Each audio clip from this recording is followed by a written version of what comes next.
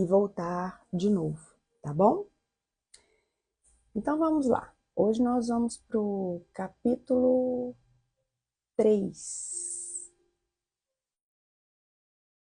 do livro de Efésios. Essa carta tão maravilhosa que Paulo escreveu quando ele estava preso ali em Roma, nos 2 anos de prisão. Foi que Paulo, nos 2 anos de prisão de Roma, foi que Paulo escreveu essa carta. Meninas, vê se para todo mundo tá baixo, porque qualquer coisa vocês podem sair e entrar de novo que corrige. Minha voz hoje, ela tá um pouco assim, ruim sim, mas aqui para mim já tá ótimo então. Então é só para alguma de vocês mesmo. Sai e entra de novo, tá? Então vamos lá.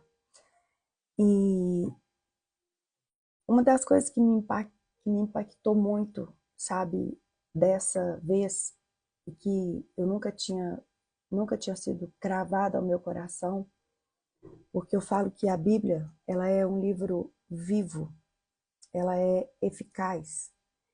E quanto mais você estuda a Bíblia, mais a verdade dela vai libertando você.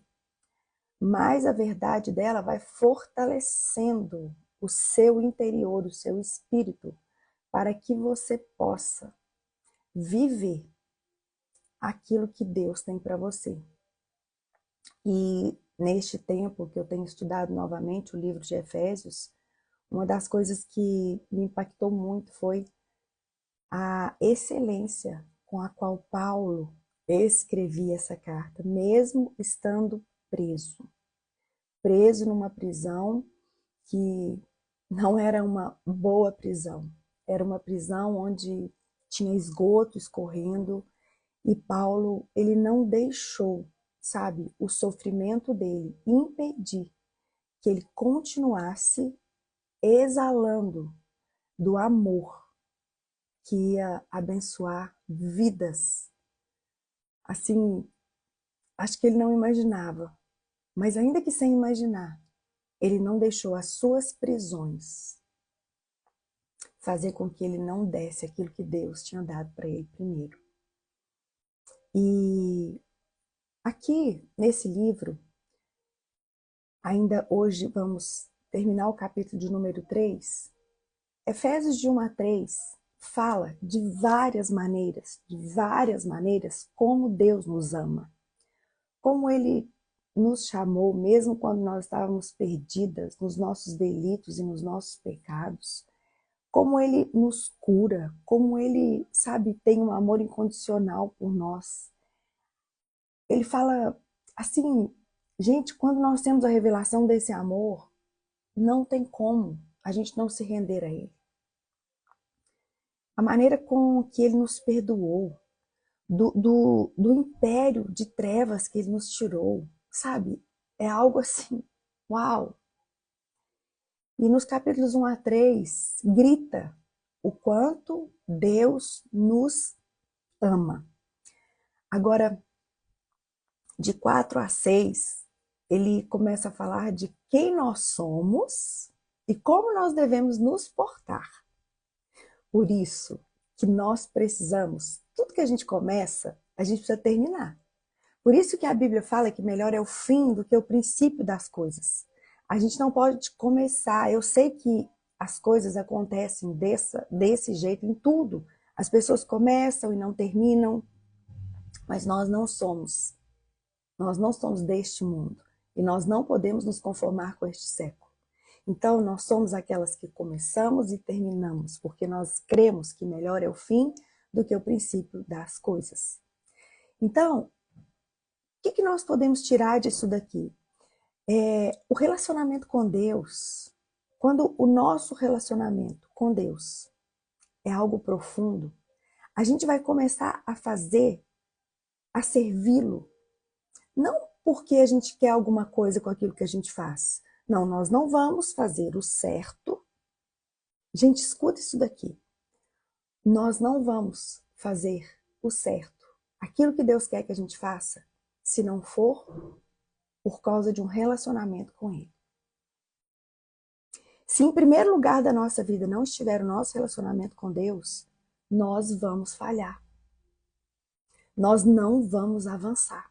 Por quê? Porque quando você faz por amor a Deus, você não se importa se falhar. Você não se importa se não der certo. Você não se importa. Por quê? Porque você está ali dando o seu melhor para aquele que você ama. E uma vez que você entregue e dá o melhor para aquele que você ama, você não tem que se preocupar. Agora, quando você faz sem ser pelo seu relacionamento com Deus, quando você faz para obter as coisas, quando você faz para conseguir alguma coisa, aí o que vai acontecer?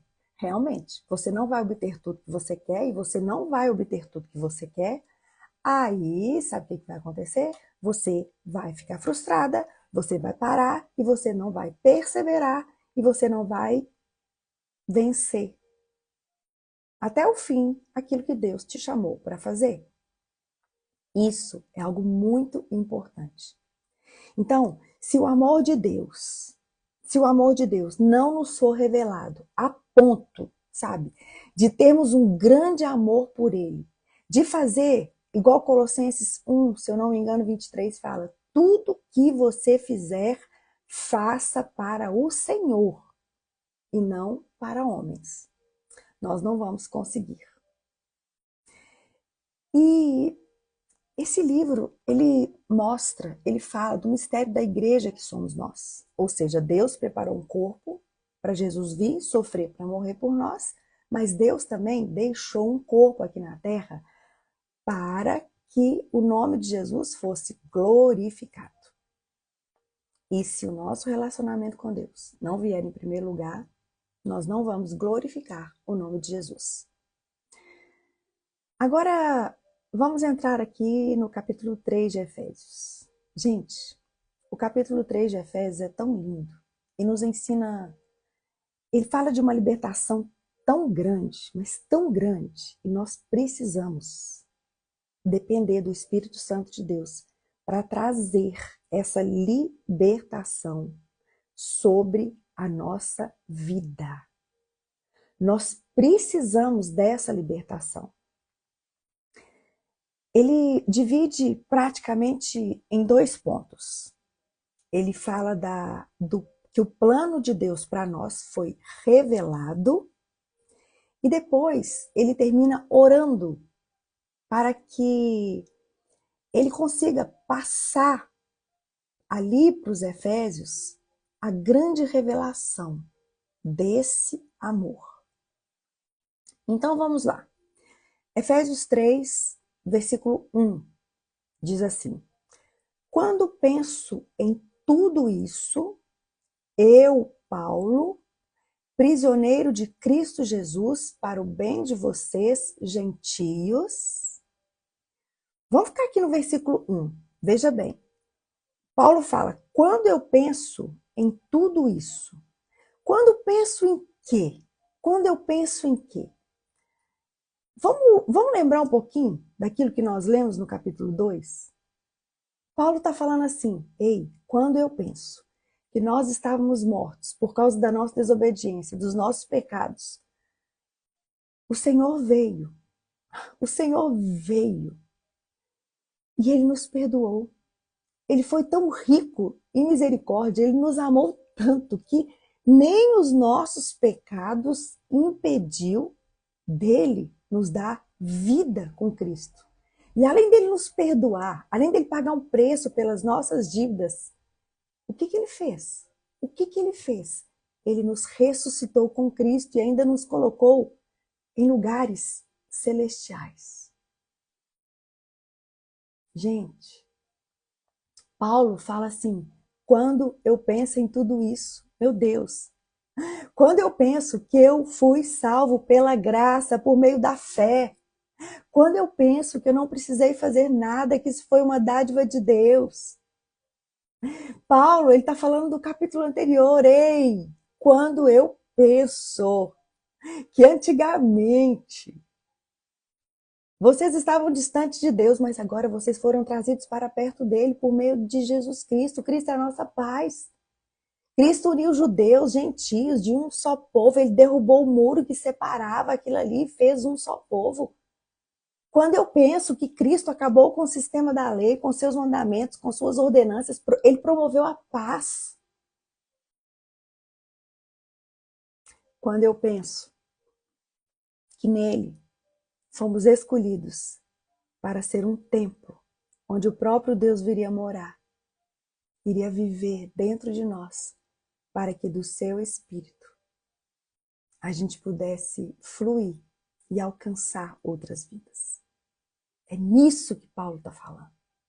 Aí ele continua aqui no versículo 1 ainda, ele fala: Paulo, eu, prisioneiro de Cristo Jesus, para o bem de vocês. Queridas, deixa eu te falar. Que o Senhor possa virar essa chave em nós, de achar que quando nós sofremos ou quando nós vemos uma pessoa sofrer, é porque ela está pecado ou porque Deus está nos castigando. Não, não. Paulo era um prisioneiro aqui para o bem daquele povo. Foi ali naquela situação difícil que Paulo alcançou tantas pessoas em cidades diferentes. Olha o que Pedro diz aqui em 1 Pedro 4, versículos 1 e 2. Olha o que ele diz.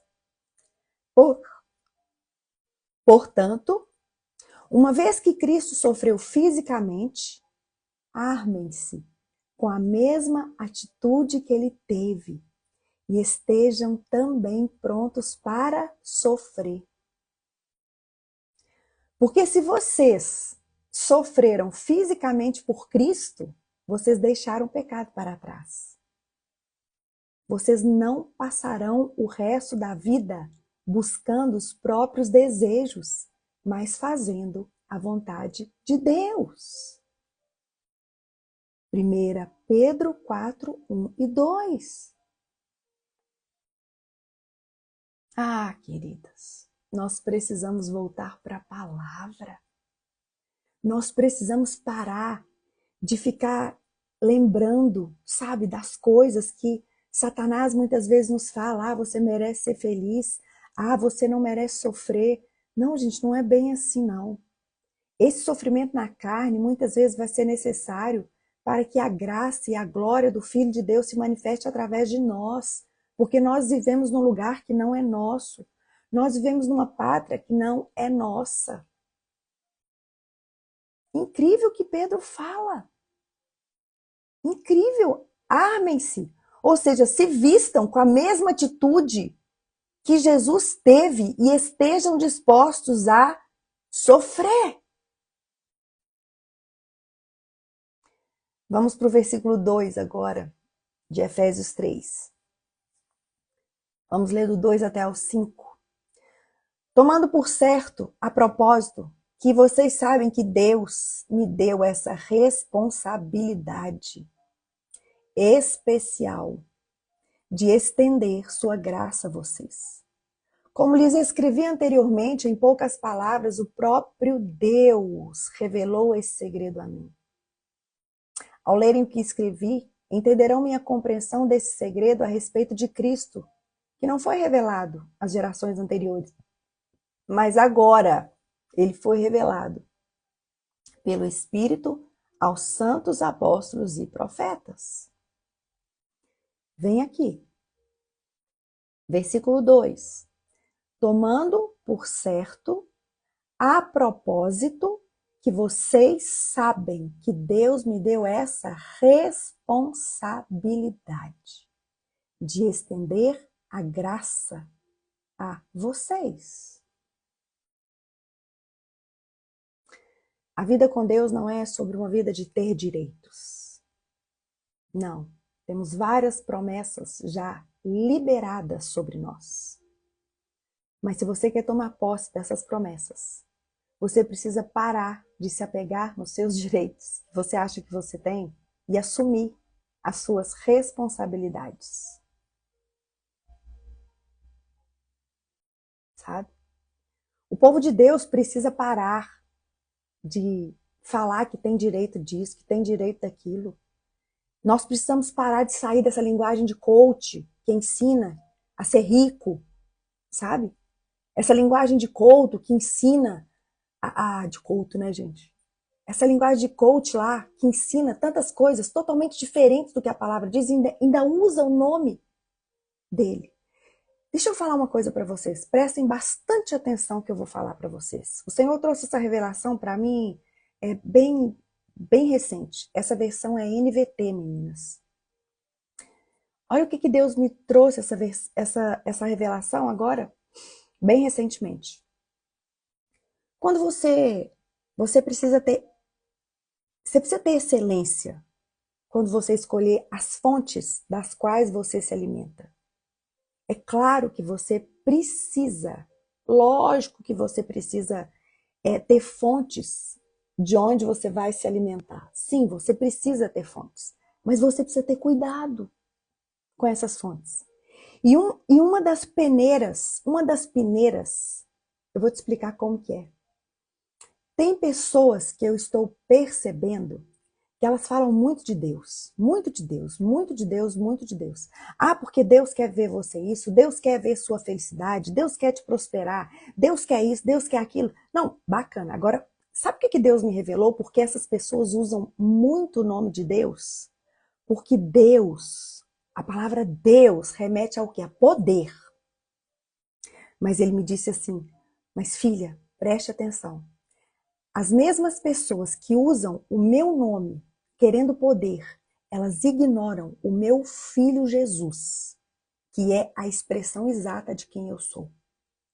Porque Jesus, ele nos ensina sobre mansidão, é sobre humildade. Ele nos ensina sobre negação. Ele nos ensina sobre sofrimento. Jesus, ele nos ensina a realmente quem é o Deus de Abraão, de Isaac e de Jacó. E não é esse Deus de poder que muitas pessoas estão usando para querer uma vida onde elas podem todas as coisas, mas elas se esquecem. Elas se esquecem de que elas se esquecem? De andar como Jesus andou. Sabe?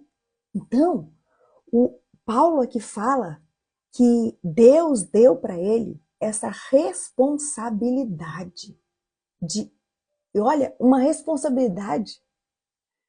Ele ainda acha aquilo ali tremendo, uma responsabilidade especial de estender a sua graça para nós.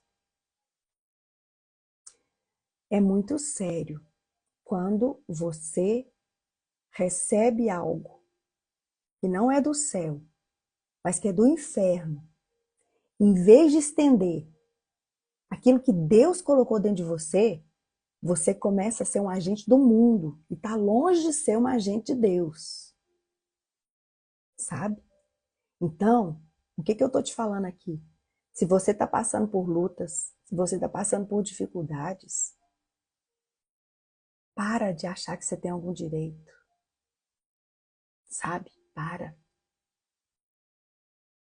Eu tenho a responsabilidade de ensinar a palavra para vocês. Eu tenho a responsabilidade. Eu sou mestre. Mas aquilo que eu passo ou deixo de passar não pode me impedir de estar aqui. Hoje eu estou aqui praticamente sem voz. Eu passei a noite inteira sem dormir. Ontem foi aquele dia da casa, tá, sabe, de cabeça para baixo? Sabe, de estar literalmente de cabeça para baixo? Com tantos problemas para resolver, para enfrentar, que você até passa uma noite sem dormir, chega aqui e você está sem voz. Mas deixa eu te falar uma coisa. Não é sobre mim não, querida. Não é sobre mim, é sobre ele.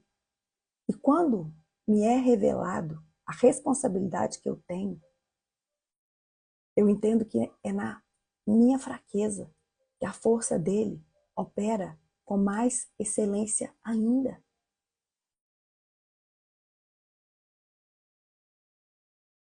Versículos 6 e 7, Paulo começa a falar desse segredo que Deus revelou para nós.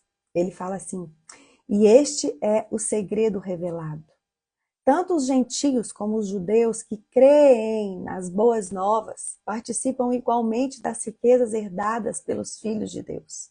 Ambos são membros do mesmo corpo e desfrutam a promessa com Cristo Jesus.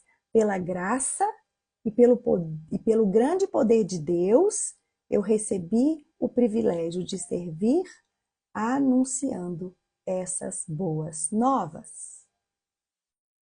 Qual é o segredo? O segredo é que a graça, ela alcançou tanto judeus quanto gentios. A graça veio para destruir a barreira da inimizade. Agora, judeus e gentios, aqui para nós, não sei em que lugar que você está. Talvez você veio de uma descendência de judeus e talvez você é uma gentia como eu. Mas acabou. Não tem esse privilégio. Somos um só povo. Agora você precisa entender que isso alcança o mundo inteiro. E eu quero te explicar isso. Os judeus, eles eram orgulhosos, e ainda o são, por terem sido escolhido um povo de Deus.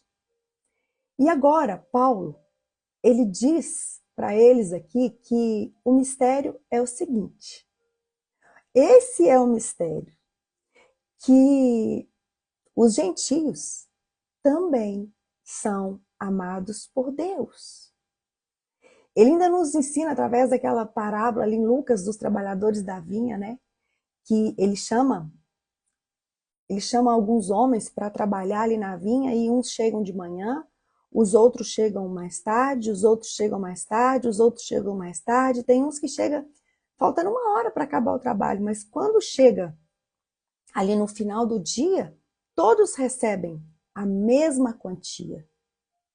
Aí, aqueles que começaram a trabalhar mais cedo, eles viram e falam assim: não, mas eu tenho o direito de receber mais, porque eu tô aqui desde cedo, eu tô aqui desde manhã.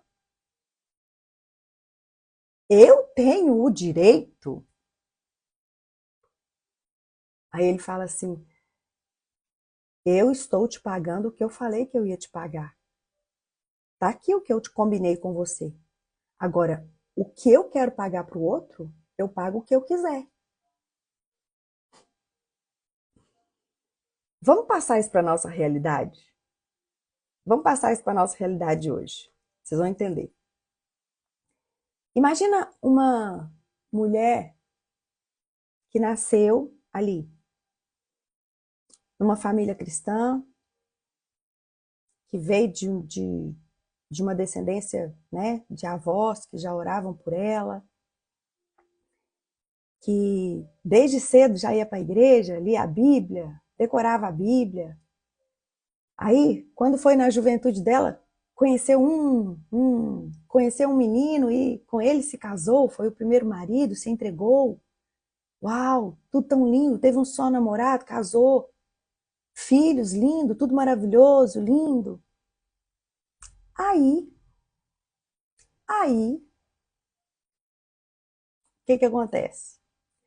Certo dia, Deus pega e chama a Ceres, uma mulher que não nasceu num berço onde Jesus Cristo era o Senhor e Salvador. Vem a Ceres, que vem de uma vida sofreu abuso na infância, os pais não ensinavam para ela a respeito da palavra, passou por um primeiro casamento, foi abandonada, foi largada, casou de novo. Aí Deus vem, pega a Ceres, dá uma nova vida para Ceres através da graça de Cristo Jesus. E ainda fala assim: você, Ceres, Eu te escolhi com uma responsabilidade especial de ensinar outras mulheres a minha palavra. Sabe o que isso faz? Isso pira as religiosas. Isso pira. Deixa eu falar uma coisa para vocês. Eu posso falar para vocês aqui quantas mulheres que vinham da congregação na qual eu comecei, que vieram me pedir perdão depois que eu comecei a ser muito usada por Deus, elas vieram me pedir perdão. Por quê? Judeu e gentio. Querida, é uma bênção você traçar caminhos certos. Mas quando você acha que é os seus caminhos certos que te dão alguma coisa, você está completamente enganada. Não tem nada a ver com o caminho certo, tem a ver com a graça de Jesus Cristo. Você pode fazer tudo certo, mas você não é diferente de ninguém. Porque aqui Paulo está falando que de judeus e gentios, Deus, ele fez um só povo. Não tem separação. Não existe improvável para Deus. Essa palavra improvável para criação não existe. Isso é uma invenção de homem. Improvável pode existir para os olhos do mundo, mas Deus não faz nada improvável. Tudo que Deus faz é bom. Entende? Essa palavra improvável não está no dicionário de Deus, porque ele não trabalha com coisa ruim. Quando ele tece cada um de nós ali no ventre da nossa mãe, nós já somos criados por Deus para nascer sendo homens e mulheres prováveis. Deus não erra. Ele não erra. Você está entendendo agora? Então, o que isso significa? Isso significa que Deus, ele não quer que você faça alguma coisa porque você é bom. Deus, ele não te chama para fazer alguma coisa para que você espere algo em troca. Não. Não. Não tem nada disso. Não tem nada a ver com merecimento, é graça. É graça. E Efésios 3 fala muito, de novo, a mesma coisa que nós estudamos lá em Gálatas. Aqui Efésios 3 fala muito sobre essa graça. Não é porque... Ei, deixa eu te falar uma coisa. Não é porque a sua filha se casou dentro da igreja. Eu conheço uma menina que se casou ali dentro da igreja. Uma menina levita. Uma menina assim, sabe? Nossa, casou tudo certinho, tudo bonitinho. Sabe o que aconteceu depois? O marido dela largou ela. Sim, o marido largou. Agora, em compensação, eu conheço meninas que se casaram de uma maneira totalmente assim, fora dos padrões humanos. E que hoje são uma bênção nas mãos de Deus.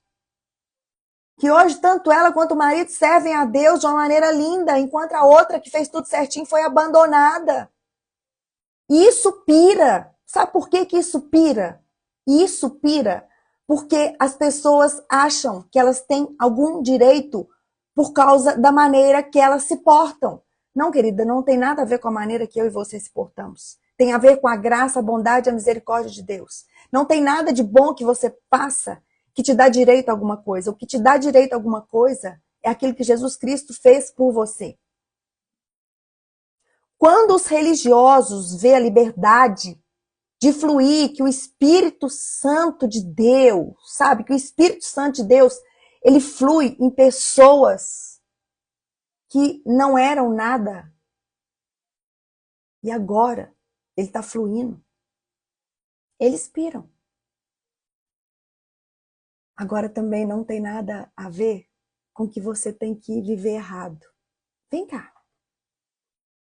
A graça, escuta aqui, a graça de Deus, quando a graça de Deus é revelada, sabe, para nós, a nossa excelência de viver para Deus, ela precisa ser algo que é muito mais além. do que só uma religiosidade pode te levar a fazer. A graça de Deus, ela nos constrange tanto, tanto, tanto, que você não consegue viver de maneira a ser como Jesus. Sabe por que que essas pessoas, muitas vezes, que fizeram tudo certinho, e lá na frente começam a passar por problemas, que elas se frustram? Porque elas ficam a vida inteira em cima, esperando em cima de algo que elas fizeram. Elas nunca aprenderam sobre a graça de Deus. Fazer tudo certo não é mais do que nossa obrigação. Isso não tem relevância nenhuma, isso não nos dá direito a nada. Entende? Isso é questão de caráter. Não precisa nem pôr Deus nisso. Caráter é algo que tem que ser com excelência. Agora, quando uma pessoa que faz tudo errado, e ali num determinado momento da vida dela, ela se arrepende de verdade, Deus, ele escolhe esquecer do passado dela. Ele escolhe esquecer do passado dela. E ele ainda faz na vida dela infinitamente mais do que ela poderia pensar ou imaginar. Porque não tem a ver com o que ela plantou para trás. Tem a ver com aquilo que Jesus Cristo já fez por ela. Entende? É claro, gente, que nós colhemos. Eu tenho plena convicção de que os meus netos vão colher bênçãos que eu estou plantando. Mas eu preciso plantar sementes certas, sabe? Eu não posso plantar sementes que eu acho que eu vou ter o direito dos meus netos colherem. Não, eu estou plantando semente certa. Mas as sementes que eu planto, elas são sondadas pela motivação do meu coração. Isso é tão sério, gente, isso é tão sério. A gente precisa ter isso revelado ao nosso coração. Veja bem, eu não tenho direito dos meus filhos ou dos meus netos não fazerem nada de errado. Não, mas eu tenho a responsabilidade de dar o exemplo para eles, de fazer o que é certo. Mas eu não tenho direito de cobrar de Deus que eles vão ser perfeitos. Não, eu não tenho direito. Eu tenho a responsabilidade de ensiná-los. E é incrível porque aqui nos versículos 8 e 9, a gente entende muito bem isso. Olha só. Aqui no versículo 8 e 9, Paulo fala assim: ainda que eu seja o menos digno de todo o povo santo, Paulo fala assim, ainda que eu seja o menor dos santos, eu recebi pela graça o privilégio de falar aos gentios sobre os tesouros infindáveis que estão disponíveis a eles em Cristo e de explicar a todos esse segredo que Deus, o Criador de todas as coisas, manteve oculto desde o princípio. Então veja bem, Paulo aqui, o que ele está falando? Ele está falando que quando você pega essa determinada fala de Paulo, você entende mais ainda da graça de Deus. Uma das primeiras cartas que Paulo escreve foi para os Coríntios. E ali nos Coríntios, Paulo, ele se identifica como o menor dos apóstolos. Ou seja, o menor dos apóstolos era uma condição alta. E a partir do momento que Paulo vai caminhando com Deus, a partir do momento que ele vai tendo intimidade com Deus, que ele vai tendo as revelações de Deus, mais para frente, quando ele escreve para os Efésios, já que na prisão, ele já se identifica de maneira diferente. Ele vira e fala assim, eu sou o menor dos santos. Então veja, ele caiu de posto. Há alguns anos atrás, ele era o menor dos apóstolos. Agora ele já é o menor dos santos. Mesmo eu sendo o menor dos santos, eu tive o privilégio de ser escolhido por Deus para falar para os gentios sobre os tesouros infindáveis de Deus que estão disponíveis para ele através de Cristo Jesus. Mas, veja bem, menor dos apóstolos, o mínimo dos santos, só que quando Paulo escreve uma das suas últimas cartas, sabe como que ele se identifica? Ele fala assim, Jesus Cristo veio para salvar os pecadores, dos quais eu sou o principal. Olha isso. Quando Paulo estava terminando a sua jornada, que ele tinha uma intimidade profunda com Deus, que ele conheceu o amor de Deus, a graça dele de verdade, Paulo já não se sentia mais apóstolo santo, mas ele se revela como o pior dos pecadores. Paulo, ele largou tudo que ele tinha para servir a Deus. Quero lembrar para vocês que Paulo era um homem muito religioso. Ele sabia muito. Paulo, ele não perseguia os cristãos porque ele era um homem mau. Ele perseguia os cristãos porque ele tinha zelo de Deus.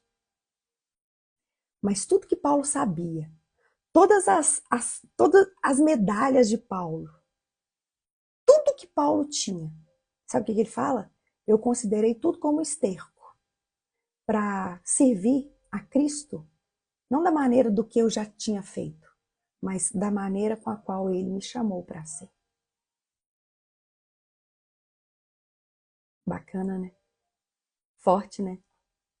Tem muitas pessoas que têm essa necessidade, né? De falar, eu abri mão de tudo para servir a Deus. Eu deixei isso para servir a Deus. Eu fiz isso para servir a Deus. Deixa eu te falar uma coisa, é lindo isso. E Deus, ele vai te pedir isso numa determinada ponto da sua vida. Deus chega num ponto que ele vai te colocar numa condição de abrir mão. Mas ele não quer algo de mentira que a ponto só de você sair falando para os outros que você largou, não. Ele quer algo de verdade. Ele vai sondar o seu coração. Se você está largando aquilo ali e não está com o coração manchado lá na frente querendo algo maior, ou se você está largando aquilo ali de verdade. Porque aqui dentro, ó, é só ele que conhece. Tem gente que fala que está largando, mas na verdade quer muito mais. Agora tem gente que larga disposto a sofrer o dano. Que larga de verdade. Foi isso que aconteceu com Paulo. Ele largou tudo de verdade, entrou numa vida de sofrimento. O sofrimento, as aflições nunca puderam deter, porque ele largou tudo que ele tinha de verdade.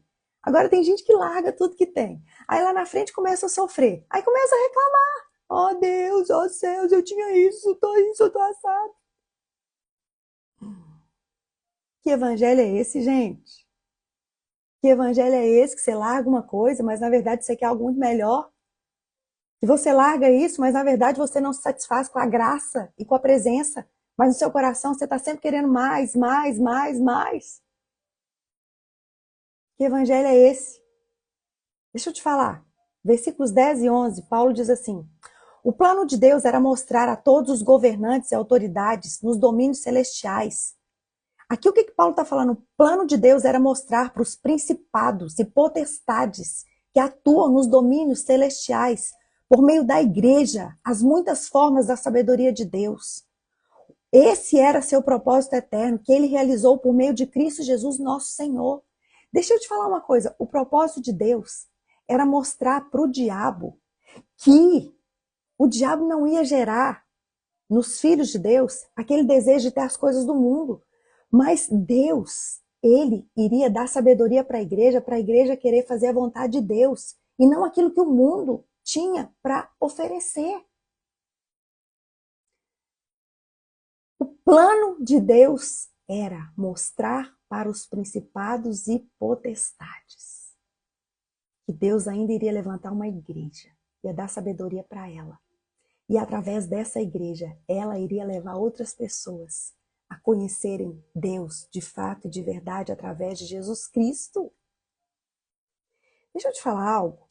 Deus, ele sempre tem um plano. Sempre tem um plano. Mesmo se um plano seu, no momento, você está enxergando. Talvez você está vivendo um tempo onde o seu plano foi frustrado. Deus, ele é especialista em frustrar os nossos planos para entrar com o dele. Deus, ele tem planos ao nosso respeito. O diabo não pode, ele nunca atrapalhou os planos de Deus. Quando o diabo foi lá em Adão e Eva e fez com que Adão e Eva caísse, antes de Adão e Eva sair daquele jardim, Deus já tinha planos de enviar Jesus Cristo.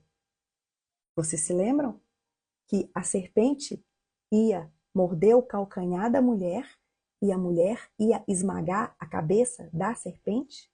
Ele está falando da descendência que viria da mulher, de Jesus Cristo, que ia destruir os planos do diabo. Então, deixa eu te falar uma coisa para você. Talvez você está hoje triste, porque você não tem visto os planos seus. Larga isso. Se agarre aqui em Jeremias 29:11, que diz assim: porque eu sei os planos que eu tenho para vocês, diz o Senhor. São planos de bem e não de mal, para lhes dar o futuro pelo qual anseiam. Ei, os planos de Deus para suas criaturas era se relacionar com eles. Séries, eu tô nessa. Os meus planos foram frustrados, tá dando tudo errado. O que eu faço? Eu vou te falar o que você faz agora. Corre para Deus. Vai buscar ter comunhão com Ele. Vai buscar ter intimidade com Ele. Vai meditar em Efésios 1, 2, 3 e falar assim: Deus, eu não quero mais traçar próprios planos, eu não quero mais esperar planos meus, mas eu quero me mergulhar na Tua presença. Corre para o Senhor. Vai fortalecer o seu relacionamento com Ele. Para de querer traçar planos.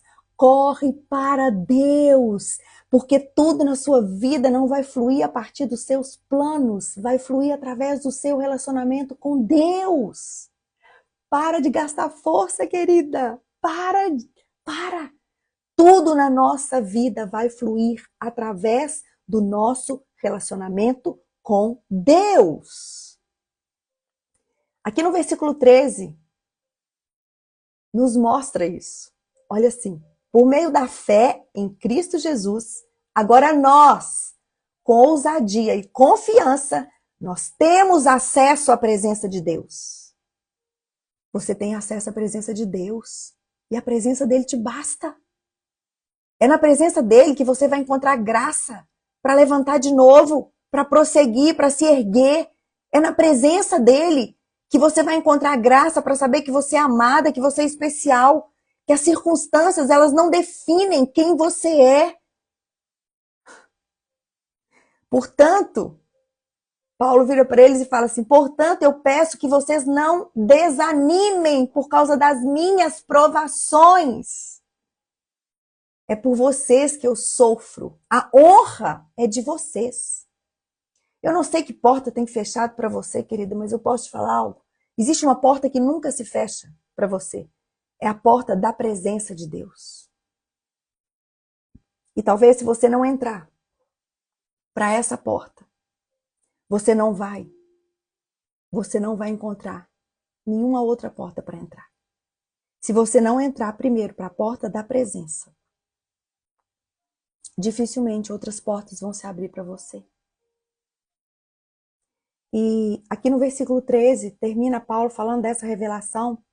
E no versículo 14, depois dessa revelação tamanha, Paulo, ele começa a orar, pedindo para Deus crescimento espiritual, diante de tamanha revelação. E olha que tremendo.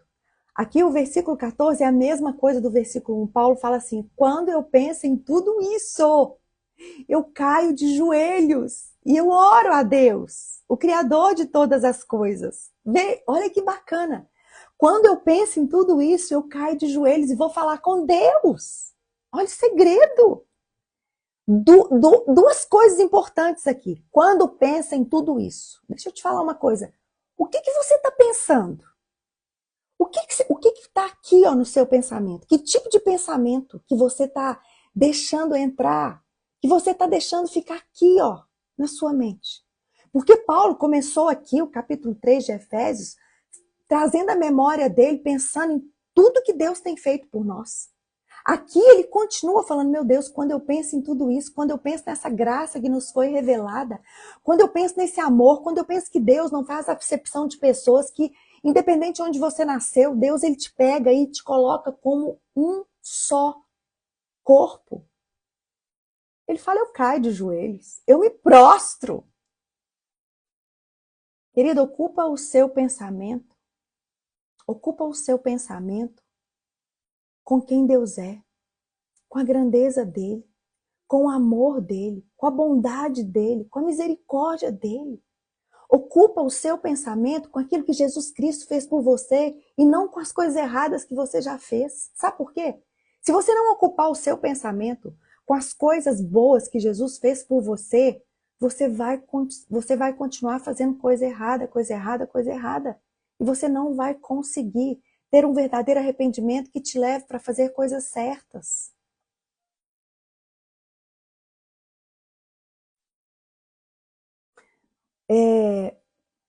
Veja bem, o que ocupa o nosso pensamento nos remete a caminhar na estrada da vida. Você vai caminhar na estrada da vida de acordo com o que você pensa, tá? Mas veja bem, na estrada da vida existe, escuta isso, na estrada da vida existe um caminho. Existe um caminho que é o caminho. E nele tem a verdade e a vida.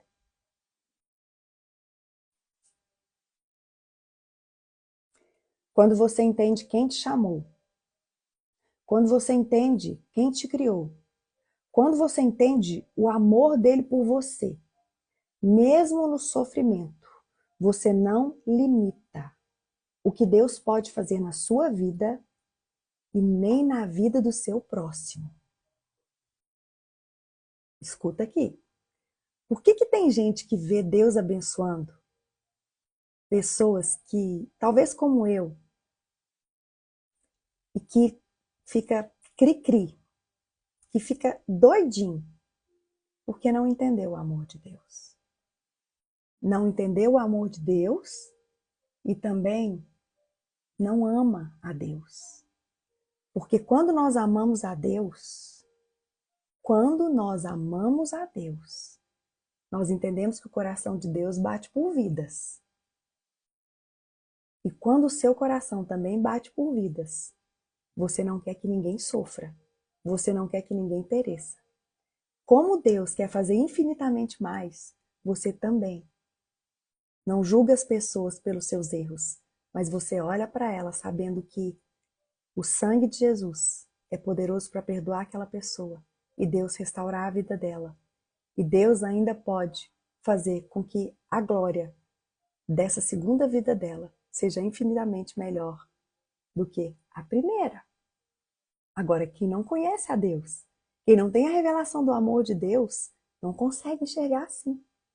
Ele vai achar que merece quem sempre fez certo e que não merece quem andou por caminhos errados.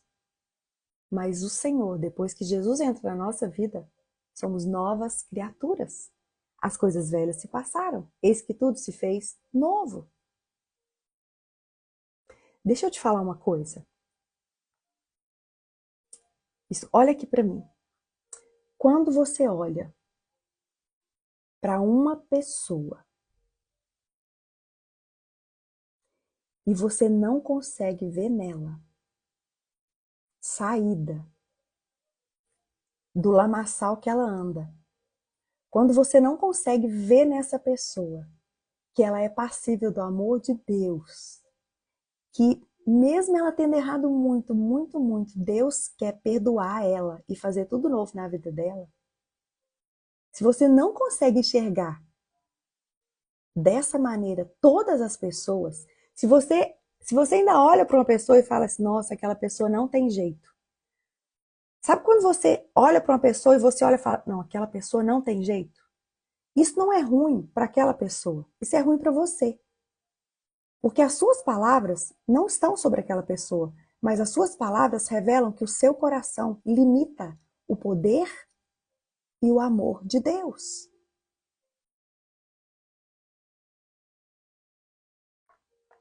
Não existe ninguém que não é passível da graça, da bondade, da misericórdia do Senhor. Ninguém. Ninguém. Do mesmo jeito que todos pecaram e destituídos estão da glória de Deus, o Senhor Jesus morreu para que todos tivessem vida. Então, se nessa manhã você não aprendeu nada, deixa eu te falar uma coisa. Quando você olhar para as pessoas, para de olhar para as pessoas achando que elas não podem mudar. Não tenha mais esse olhar para ninguém. A minha vida, nós precisamos amar. Nós não somos chamados para denegrir o que as outras pessoas fazem. Porque quando você começa a achar que uma pessoa pode destruir aquilo que Deus pode fazer, você está limitando o poder de Deus. Quando você começa a achar que uma pessoa faz coisa boa, coisa ruim, você está limitando aquilo que Deus pode fazer. E Deus faz o que Ele quer. E Deus é amor. A essência dele é amor.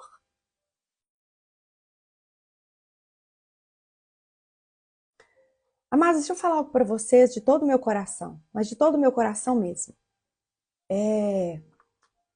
A gente está com uma situação no presídio de uma menina que ela tem problema de esquizofrenia.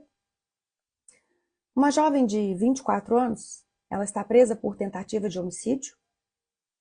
E essa menina já foi liberada e ela não tem ninguém. Ela não tem ninguém. Ninguém. Então, hoje o presídio está com um problema que nenhum lugar quer pegar ela. Nenhuma clínica quer pegar ela. E eu posso te falar algo? Posso te falar algo de todo o meu coração?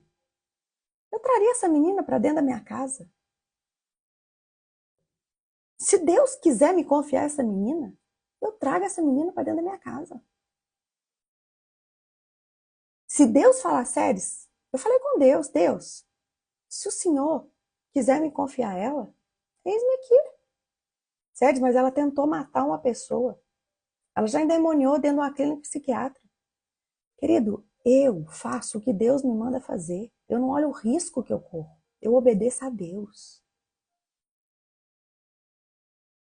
Entende? Eu obedeço a Deus. O meu pai, ele pegou uma pessoa assim também.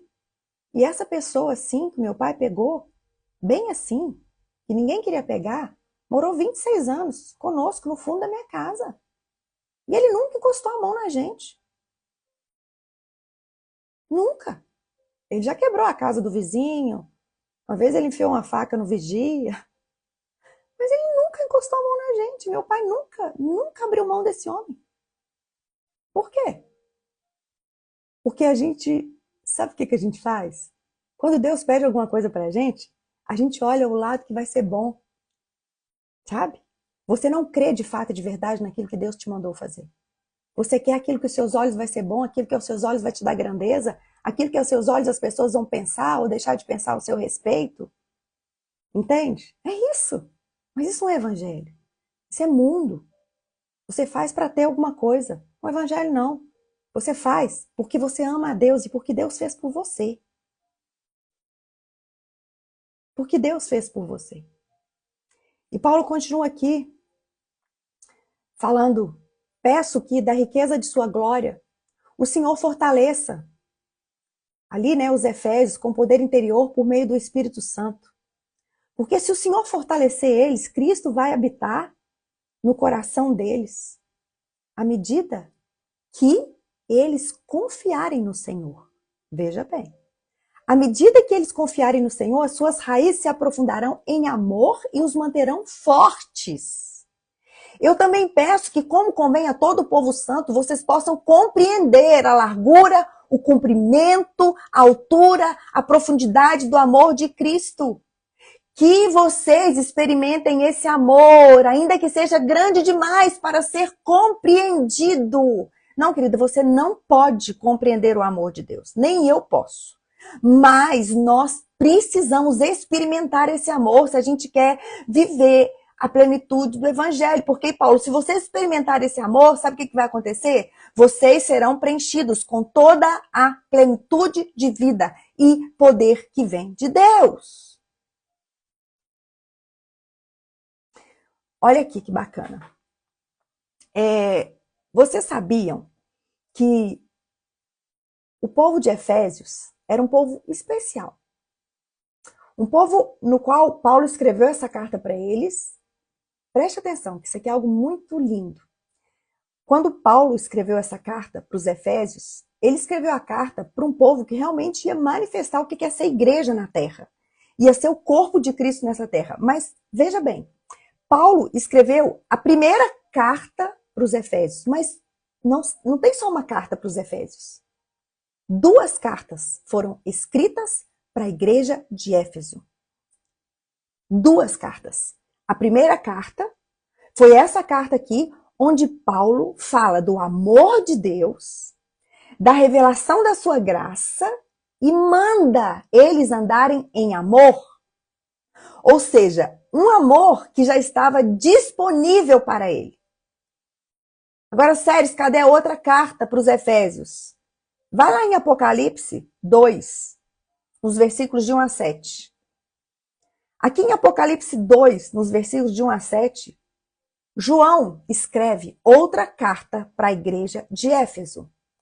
Agora, veja bem, na primeira carta, Paulo fala do amor de Deus, de como nós somos perdoados, de como nós somos amados, de como esse amor, a gente precisa experimentar esse amor que está disponível ali para eles.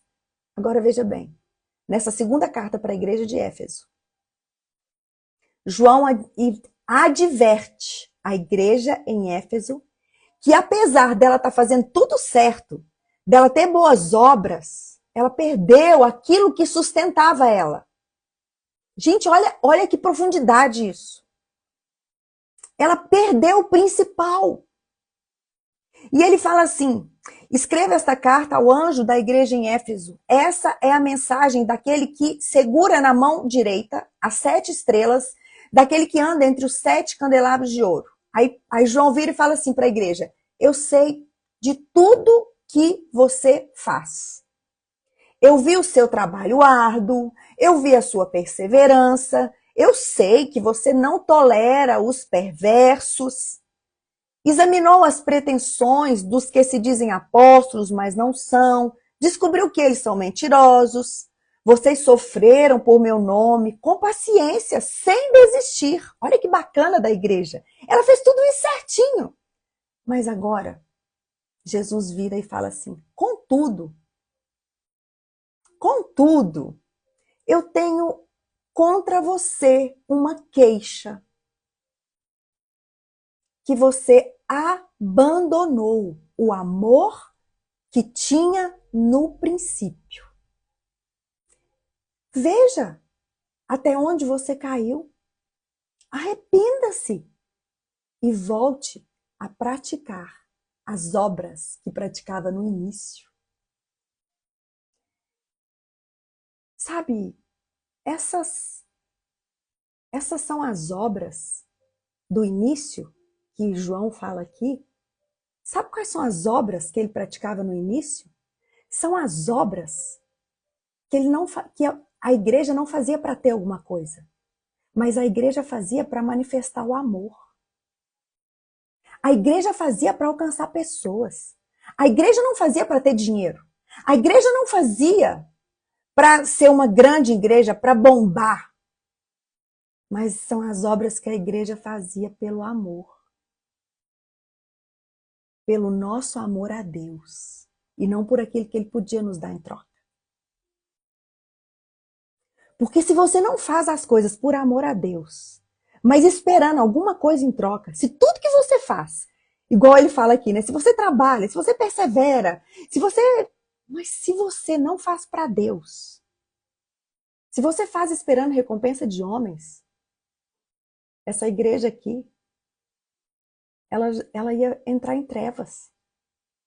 Ela ia ficar em trevas. Porque aqui ele fala, se você não se arrepender e voltar a praticar as obras do início, do contrário, eu vou vir até você e eu vou tirar o seu candelabro de seu lugar entre as igrejas. Você sabe o que significa tirar o candelabro do seu lugar? Significa tirar a luz. Sabe o que significa tirar a luz? É a presença de Jesus se retirar, porque Ele é a luz. Ele é a luz. Aí ele termina assim, falando assim, mas há isto a seu favor. Você odeia as obras dos nicolaítas, como eu também odeio. Aí, quando a gente não lê a Bíblia direito, quando a gente não rumina, você vira e fala assim, não, Deus está falando em amor, agora ele está falando que ele odeia os nicolaítas. Não, presta atenção.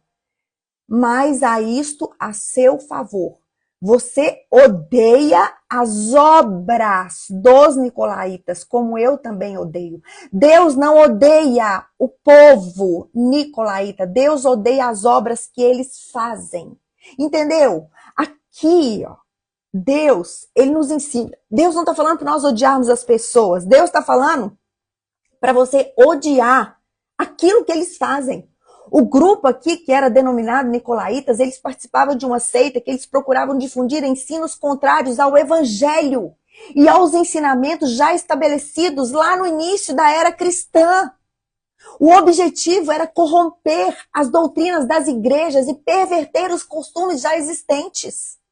Deixa eu te falar uma coisa, nós precisamos odiar as obras que estão sendo feitas dentro das nossas igrejas, que tiram a grandeza, que tiram o centro de quem Jesus Cristo é e aquilo que ele já fez por nós. Nós precisamos odiar essas obras, ainda que a gente venha perder muitas coisas que elas nos deem.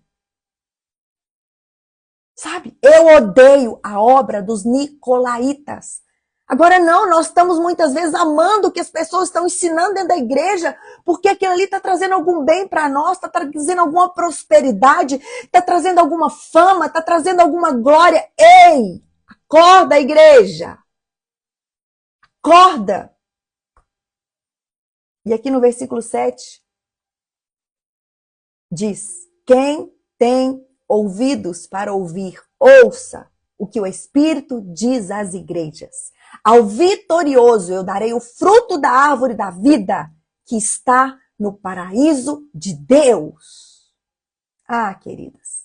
E Paulo termina o capítulo 3 adorando e confiando em Deus. Ele diz assim, toda a glória que por seu grandioso poder atua em nós é capaz de realizar infinitamente mais do que poderíamos pedir ou imaginar. Ei, eu vou repetir.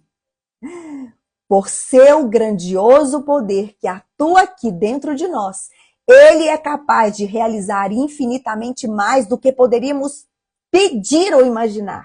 A esse seja a glória na igreja em Cristo Jesus por todas as gerações, para todo sempre. Amém. E terminamos aqui o capítulo 3 de Efésios. E eu quero te falar, mergulhe nisso.